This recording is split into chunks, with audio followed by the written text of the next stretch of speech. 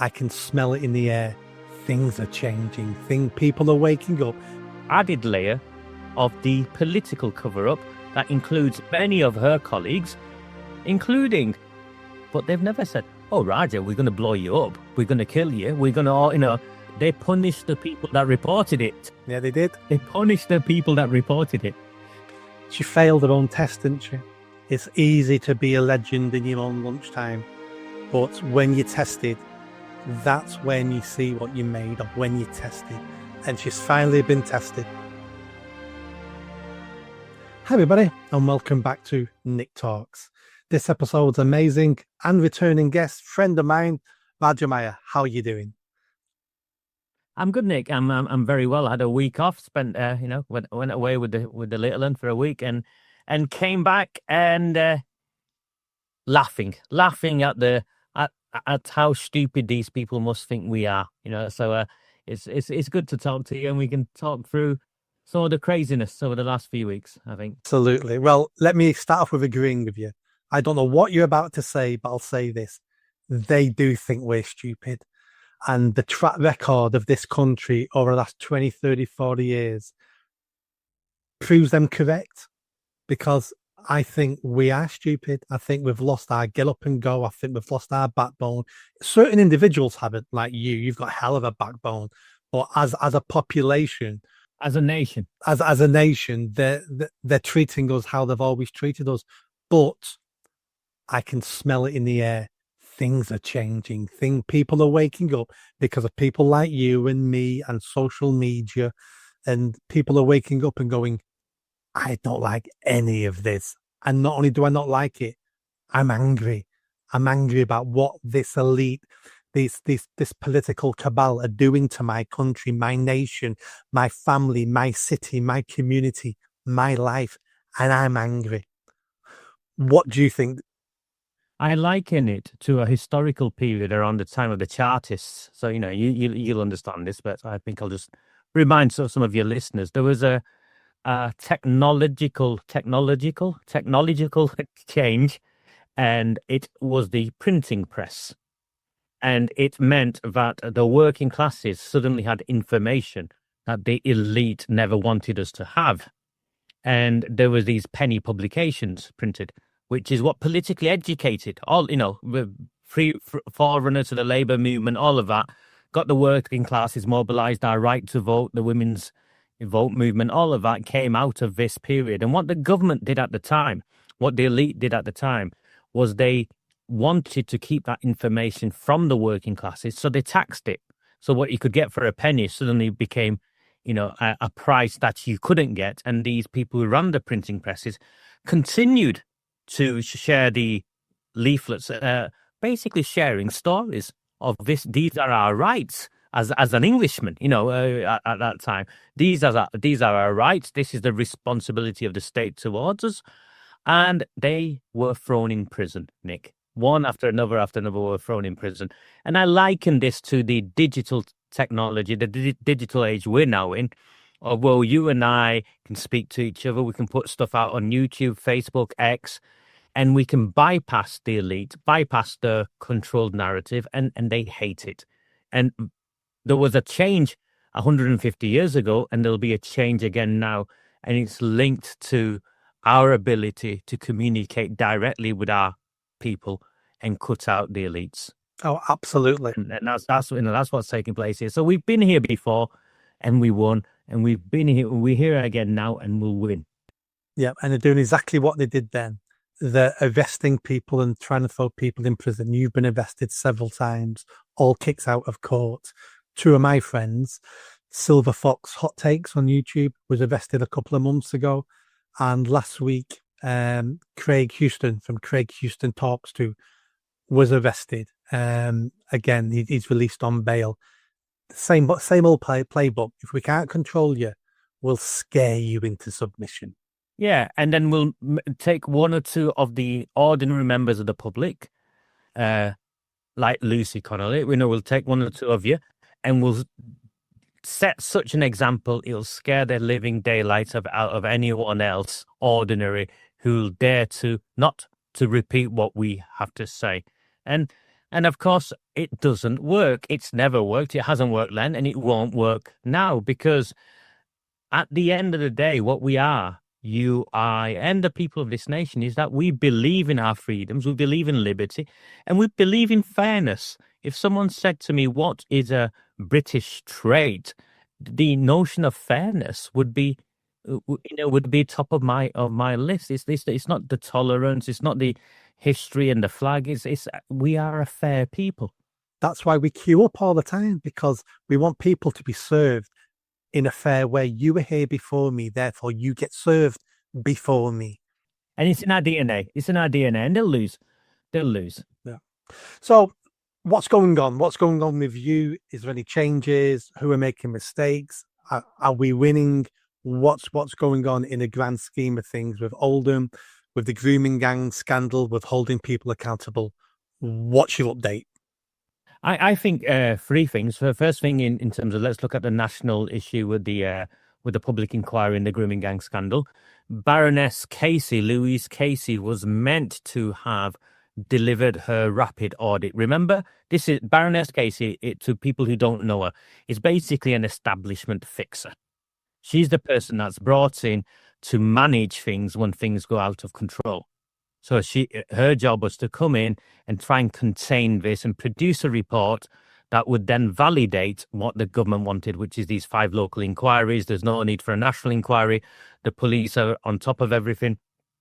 Unfortunately, Louise Casey hasn't been able to deliver her rapid audit in the time frame that she was meant to. And the government didn't say a word. And it was, again, Katie Lamb, the Conservative MP, the young woman who I'm developing an admiration for her, Nick, if I'm honest with you, because every time she comes forward and she speaks well, she speaks precisely with authority and holds them to account. And she's once again took to the chamber in Westminster, stood up and said, "Where's the report?" And of course, Jess Phillips came along, who is completely opposite someone like Katie Lamb, and more looking dishevelled, more and more looking under immense pressure, I think, because I don't think it's, what she wants to do isn't tying up with what the politicians, her partners, are telling her to do. And I think there's a massive issue there inside. There's a turmoil there, and you can see that on her face. So what she stood up and said was, we've got to wait a little bit longer. Baroness Casey has come back and has asked for a little bit more time. And she's been waiting 14 years. So the rest of us should wait. What an absolute liar, right? Absolute liar. And let me quantify this in a number of ways. Jess Phillips has not been campaigning for the justice around the cover-up of the grooming and gang rape of children. She hasn't. What she's been campaigning for is women who are victims of domestic violence. There's a difference there, because the fundamental difference here is these are racially motivated crimes. These are religiously justified crimes. These are crimes that ask far deeper fundamental questions of our approach to multiculturalism. And of course, there's the added layer of the political cover-up that includes many of her colleagues, including the question I have is, why has she never spoken out about the rape gangs who have been prevalent in Birmingham throughout this period? Well documented. You don't need me, Nick. The Birmingham local media went after them a couple of years ago because of the outrage. And if you look at how the grooming gangs, the rape gangs, have come to into the public sphere, it's been every now and then a brave journalist such as Andrew Norfolk has come along and spoken out, and likewise happened in Birmingham. She's never said a word. So for her to even claim she's been waiting for 14 years is absolutely outrageous. But what we should take from that is they're in trouble. Because you and I know, having worked in government, having worked in public service, if I am tasked by a senior politician, by the Home Secretary, to go away and conduct a rapid audit, and I can't deliver that rapid audit in the time frame that was originally set for me, then I would have to give you an interim report. I would have to give you an interim report with this is what we've been able to find out so far. This is what we've done. These are some of our findings we're not quite sure about. So just hold fire. And this is the area in which we get to travel in and take this work to. And we need another week, need another 2 weeks. None of that. None of that has come back. And they're in trouble. And the reason they're in trouble, the reason Louise Casey is in trouble is never before had she faced scrutiny like this. She knows this will happen. People like me will take her report and rip it to shreds. We will then communicate that using our own media channels, which are increasingly, referenced by hundreds of thousands. I now have millions a month, Nick, in terms of engagement figures. Never before, completely unprecedented. What we then have is the likes of Charlie Peters at GB News, who will also pick up on it, and the national news will pick up on it. And then we have the likes of Rupert Lowe, Katie Lamb. All of them will simply amplify what we've said, what we've done, add their own perspective, but it'll get torn to pieces at every level. It'll be exposed again. So that is the problem they've got. They can't contain us. The genie's out of the bottle. They can't, they cannot contain any of us. And we know what they will do because it's all they've ever done. They'll try and spin the report in a way where they control the exposure and then try and focus it on, we've got to go after the perpetrators and there have been some historical mistakes. None of us will settle for that. Mm. We want all of it dealt with. Yeah, I met Louise Casey. I was involved. I'm not involved in one of her reports. I spoke to her when she was researching one of her reports 20 years ago about troubled families. And I worked for the council at the time dealing with troubled families, trying to keep the kids out of trouble and stuff like that. So she came to Manchester and she set up lots of meetings. And I was at one of those meetings, a round table, maybe 10 of us at the table speaking to her. Came across as a nice woman. And since then, you're right, she's got the reputation now as the person, every government, I mean, I first met her under Gordon Brown, but she was then used through the Cameron years, the Tory years, being used by Labour again. View on Prevent not so long ago, and now we know whatever review she did on Prevent, we know she never went far enough because since Southport took place, and we now know Prevent is a complete failure. Yeah. But I don't think she's ever... She's an establishment stooge. She's become an establishment stooge. She is. But you're right, she's never done a report that's going to be scrutinised like the one she's doing now. And she's not a stupid woman. She'll probably know it's going to be scrutinised. And if she needs more time, I'm not sure why she needs more time, because governments do not commission reports that they don't know what the answer is, because they only commission reports to get the answer they already want. No fool asks a question if you're scared of the answer. So we know what the report's going to say. I think you're right. I think she needs more time because I think she's trying to make herself bulletproof on this. And to Louise Casey and my former friends in the Home Office who no doubt are watching this, you know what you're up against. And you know what we're going to do. And you know we've got the numbers. In a way you haven't. We've got the people of the country with us. We've got the nation behind us. No one believes your narrative that this was a far-right conspiracy anymore. No one believes your narrative that these weren't racially motivated crimes. These weren't religiously justified crimes. And no one believes that there isn't a correlation between a certain community and the gang rape of working class white girls. And we saw that play out. Moving on, I think, Nick, we saw that play out in Newsnight. Was it last week? I was away and friends of mine sent me the link and I saw a very uncomfortable police officer. Yeah, I'm about to mention this, yeah. Yeah, try and legitimize that there was no, there's no correlation or the other stats are wrong.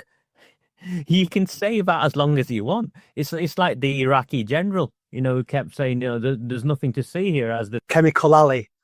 Yeah. It's gone, isn't it? That narrative isn't going to work anymore for any of these people.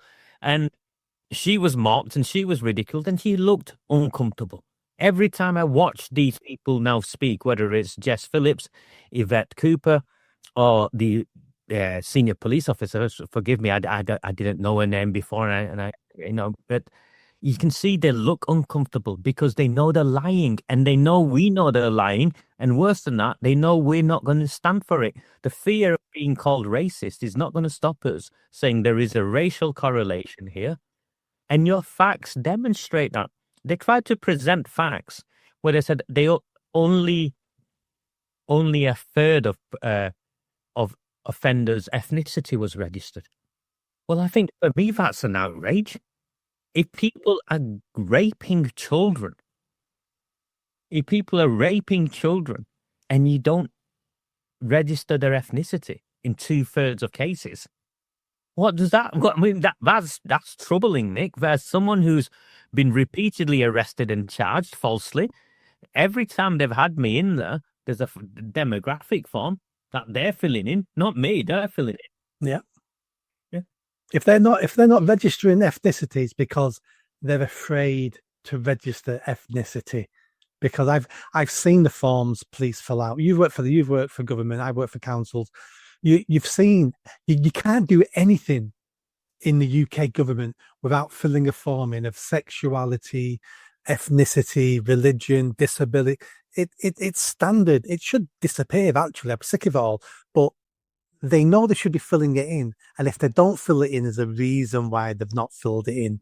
They're hiding the statistics, which makes, I think, move on to the next linking of this story. Is Yvette Cooper was at the Home Affairs Select Committee this week, I think earlier on this week, last week, and she volunteered that just under 300 cases are now potentially being reopened.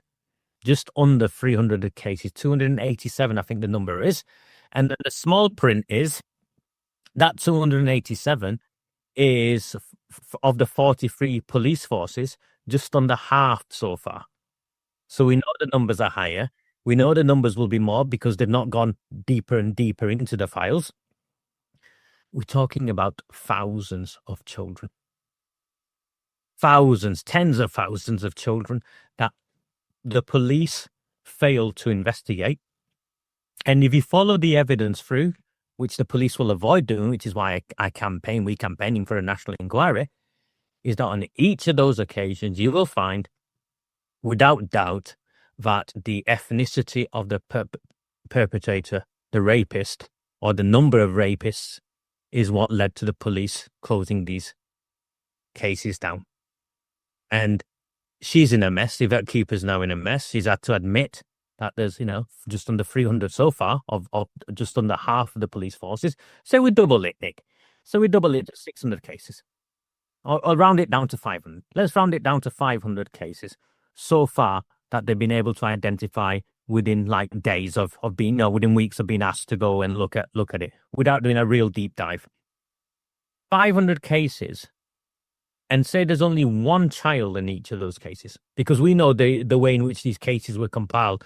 There were 2 victims, 3 victims, sometimes 5, 6, 7 young women who were part of the network who were trafficked. How many men are we talking about, Nick? Because Andrew Norfolk confirmed in his it's in his obituary, it's in the Times. His testimony from one of the girls in Rochdale was 50 men a night. So if we say 500 girls, and we just say, okay, say there were only gang rapes on one night, and there were just 50 men. What's 500 times 50? You're in the tens of thousands by the time this is finished. And again, I find this uncomfortable because I live and operate within this community. I live in this community. My family live in this community. All the significant number of my friends are Muslim, Bangladeshi, Pakistani, and we're all in agreement. We want this dealt with because it wasn't us. It was the powerful men in these communities who had the political relationships and the police in their pocket who could do what they wanted. And that hasn't changed. Maybe the crime has changed, Nick, but the relationship hasn't changed. So these powerful men are still working alongside these same politicians who have the same police officers in their pockets. And whilst it might not be the gang raping of little white girls in the same way as it once was, still involved in criminality, they're still protected, and that network needs to be smashed. Yeah. I mean, if you can gang rape children, that means you have no morality, which means you have no morality in other fields of life. It means you're more likely to be corrupt, to take backhanders, to manipulate politicians, to be a crooked politician. It's the trait that runs through them all. None of them are worthy to be involved in this country. There's no line they wouldn't cross. There's no line they wouldn't. Yeah. Yeah, and let's look at some of the lines they may have crossed. You know, what's worse than gang raping children? You may argue it's murdering people, killing people may be worse. And I'm sure that's gone on. I'm sure that's gone on to silence people. There's a horrible story. There's a horrible story about a mother who's still mourning because they mocked her. Her daughter disappeared. She was a survivor, a victim of the grooming gangs. Her daughter disappeared, and they mocked her because they claimed they'd chopped her up and put her in the kebab meat. And that is in this country recently. Yeah, I'm not talking 100 years ago. I'm talking, within the last 10 years. That's in this country. And no one wants to talk about these issues. No one wants it because they're uncomfortable and they take us to an uncomfortable place. And what I say to everyone is if we don't talk about them, then those people with genuinely dangerous beliefs will exploit this. And that's why I occupy this space. Call me racist as many times as you want. Call me far right as many times as you want, which is interesting, by the way, with the latest prevent guidance, I think, where... Yeah, I'm a terrorist now. Mate, you're now a terrorist, aren't you? So this is the stupidity. I helped design prevent, Nick. So I go back to 2001, I was talking about the Islamist terror threat as far back as 1997. So 4 years before 9/11. So that's my track record on this. And when 2005 came along and the London tube bombings, I traveled the length and breadth of this country, campaigning, working, doing whatever the government asked me. And we had some dangerous times, Nick. There were people, the Al-Qaeda networks were active. They were active in the mosque, they were active in the community, they were openly recruiting. Those were the people we were fighting. And when we designed Prevent, and I have issue with Prevent, but when we designed Prevent, it was the need to deal with the threat of these are people who want to blow up people. They want to strap suicide vests onto children, send them out to blow up schools, blow up community centres, shopping centres, public transport, the Manchester Arena. Yeah, those are the people we were fighting. And that's what Prevent was designed around. It was never designed around legislating free speech, where people who object to or unregulated immigration, or even I find uncomfortable conversations about remigration and sending people back. It was never meant to legislate that because the motive is what defined Prevent. Prevent was never to stop you having beliefs. Prevent was designed to stop you from using dangerous, unlawful means to execute those beliefs, such as strap on a suicide vest and go blow people up. Now, I've yet to come across a single person on the right or the extreme right, or whatever phrase you now want to use, who I disagree with immensely on some of these issues. But they've never said, oh, Raja, we're going to blow you up. We're going to kill you. We're going to, we're going to round you all up and put you in a gas chamber. We're going to go around blowing up the mosques. No one is saying that as a response to dealing with immigration. No one is saying that. No one has said that.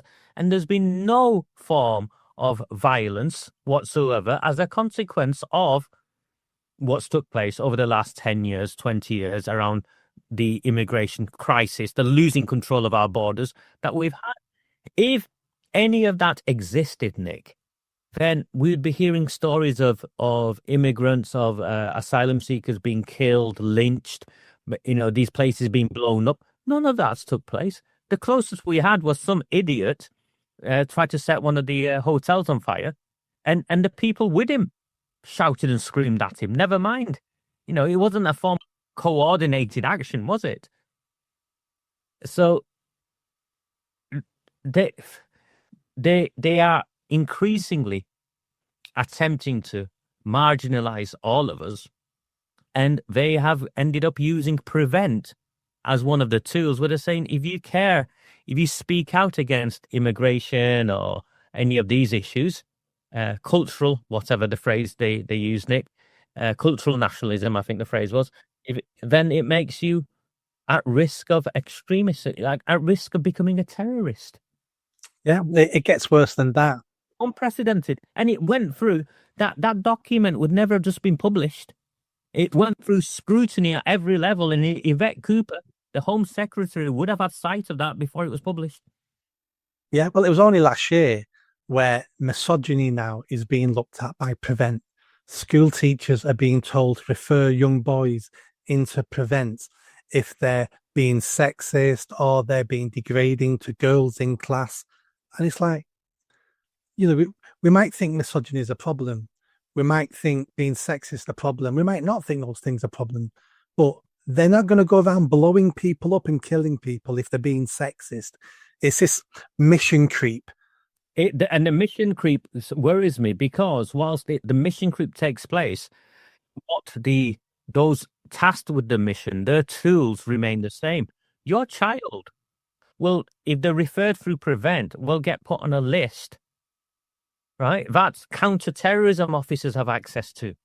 If your child is put on that list and you're put on that list as a parent, uncles, aunts, you come under the surveillance of the state. Because those are the only tools Prevent have. Prevent puts you under surveillance, 1. 2, engages in some form of de-radicalization training with you, which is absolute nonsense, by the way. Someone who's operated in that field, I've seen the de-radicalization training. It's a pseudoscience of you might as well get someone with a crystal ball and do a workshop with a child than some pseudoscientist idiot who thinks they can de-radicalize someone, because these people are exposed to their communities and they see what they see. You can't de-radicalize someone by taking them out of a setting for half an hour a week and they go back into that place. And if they believe something, they believe something. And hold on, what are they believing? Immigration is out of control. Our beliefs, our values, what we recognize as a nation is at risk if we continue down this path. Well, I'm afraid the vast majority of people in this country will have those views. Yeah. And I think a larger portion of people sat in Parliament have those views now. They won't do anything about it, and they're too incompetent to do anything about it, but they have those views. Another big issue. James Stewart, the MP, stood up last week and also asked Jess Phillips a question. And she was outraged. And her response was, it's for the birds. If I've done this, or if the Prime Minister has done this, we've always put the victims of the grooming gangs first.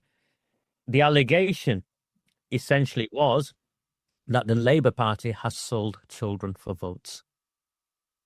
And now we've got that. And I'm so chuffed with that, Nick, which is why I wanted to bring that up. Because we've now got MPs in Parliament, in their own words, but essentially echoing what we have been arrested and condemned for saying. Yeah, so if Jess Phillips said, we've always put the victims of the grooming gangs first, it wasn't that long ago, Raja, when there was no such thing as grooming gangs. People like her told us for decades, there's no such thing as grooming gangs. Yes.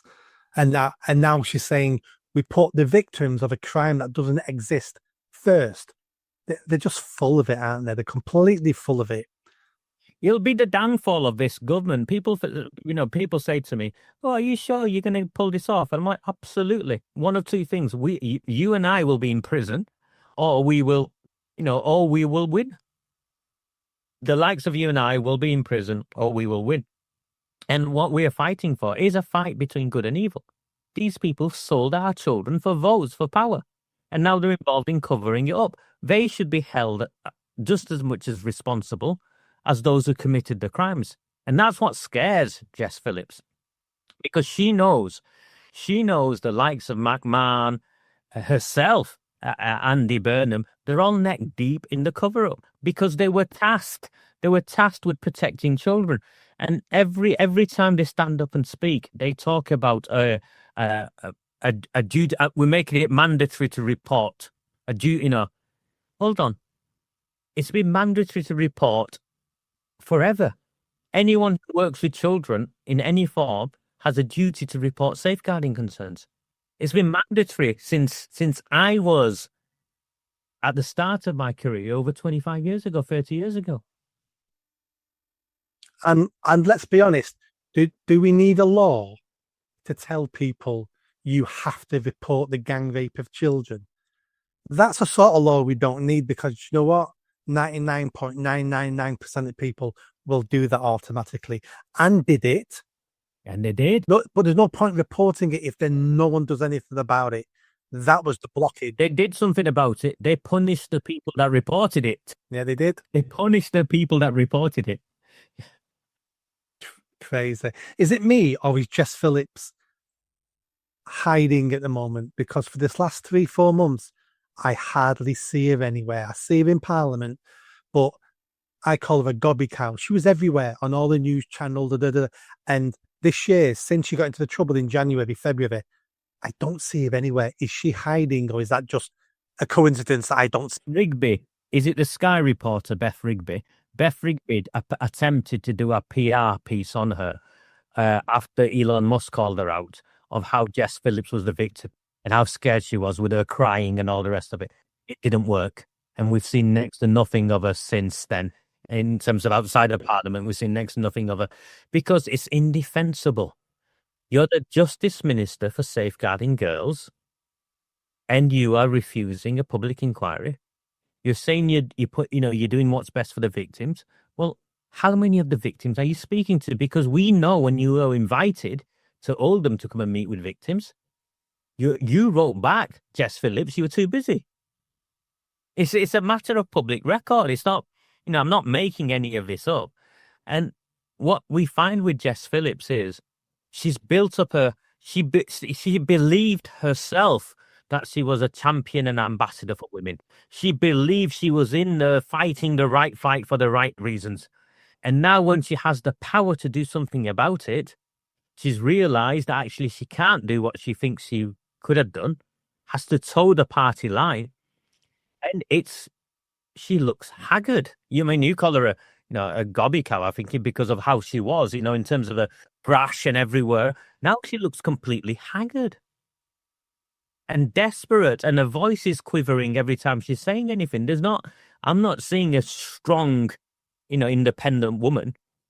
I'm seeing someone who is on the brink of a breakdown not because of me calling her out or you calling her out, but because of the inner turmoil she's facing, because she believed she was what she said she was, but when it was tested, she isn't. She failed her own test, didn't she? It's easy to be a legend in your own lunchtime, but when you're tested, that's when you see what you're made of, when you're tested. And she's finally been tested. Yeah. You've got to look at yourself in the mirror, haven't you? And I don't think she enjoys what she sees when she looks at herself in the mirror. It's sad. It's sad because she was a voice for women's safety, regardless if we agree with the politics or not. She was a voice. And she came from that working class sort of background and stuff. She wasn't of the elite, educated by the elite. She wasn't of that. So I wanted her to do well, Nick. I don't want any of these people to fail, particularly when they're from a demographic that I identify with. I want these people to do well. But time after the time, they let us down. Because you're only tested, aren't you? You're only tested when you're in that place. It's easy to say, I'll do this, I'll do that. But those are words, aren't they? It's your actions that define you. Jess Phillips could have been a hero. If Jess Phillips, at the beginning of the year, resigned and said, I'm resigning because we're letting these girls down, and the government is unable, unwilling, doesn't have the money, whatever the excuse was, and polished it to make Labour not look as bad as they are, and said, I'm resigning because I cannot do what I want to do, that would have gone down fantastic in the nation. She would have been perceived as still fighting for women and girls. Her resigning may have put the rocket up the backside of the government to do so much more, but she didn't. She put her career first. She put Labour first. She put the government first. And she basically betrayed herself. That's why she looks haggard. That's why she's a shadow of the woman she used to be. And I think it's eating her alive. I agree with you, Nick, and I don't feel sorry for the woman. Let me be very clear. She's an adult. She makes her own decisions. She should have resigned. She should have said, this is unprecedented. What's took place? The cover up, and the numbers are beyond comprehension. I know because they exist in my city as well as everywhere else. And we must do everything possible. And if this government is unwilling to launch a national inquiry into the biggest scandal since the Second World War, then what good am I here? And I'm better off resigning. And by resigning, I can go and lead the campaign that forces the government to act. And let's be clear, at the end of this, Nick, what we're going to see is politicians on trial. They will either succeed in the cover-up. Or we will see politicians on trial. Because the documents I've released, clearly demonstrate the complicity of politicians now in government who are involved in attempting to cover this up, not to cover it up as a historical crime, but to cover it up, which then allowed for the ongoing rape and trafficking of children. I hope you're right. 10 years ago, and I'm just protecting the party. This is a council leader who has a document in front of him, and he works with the police to hide it. He knew, the leader of a council, he knew that children were being dragged into shisha bars and gang raped and trafficked and sold. And he kept that information hidden. Now, I, as a parent, this is where I started. I, as a parent, am appalled, disgusted by that, because my child could have been open to abuse because information I had every right to was withheld from me. And when the people who spoke out at the time, he sacked them. Yeah. I just hope this is where I want this to end. I want it to end with senior politicians in the dock. And if we can prove they're guilty and complicit, I want them in jail. Well, the ones straight away, and people say you don't mention names. Jim McMahon, Sean Fielding, Andy Burnham, straight off my head. The local government minister. You've got who was the council leader at the time. He sent the police after people. He tried to get people sacked who were speaking out. You got Andy Burnham and his nonsense assurance reviews. They were facilitating the cover-up. Angela Rayner using Commons letter-headed paper to try and help push a narrative that Andy Burnham's cover-up report was actually the best thing ever. These people need to be made to answer for their crimes. And some of them might get away with resigning. Others, actually, what they've done is criminal. Well, if we ever get him in the dock and if we ever get some of them in jail, we need to do this over a celebration podcast, because that's what it's the only way to stop it now, stop it happening in the future, and to stop other abuses that are coming down the pipeline. The only way we stop all that is to show. I'm very clear. I'm very clear why I want them punished this way, because in a democracy like ours, punishment forms part of the agreement between people and the state. If we break the rules, then we are punished for breaking the rules, and by being punished for breaking the rules, it acts as a deterrent for others afterwards who won't do the state. So these people need to be punished. That's in there, Raja, because I completely agree. They need punishing, and I want us to punish them. I want the British people to punish them, and it's the only way I'll be happy. It's the only way I'll stop fighting for this is when they're punished. Badger, carry on the hard work. Try not to get arrested. And we'll do this again soon. I'll speak to you soon, Nick. Thank you, Phillips. Bye bye.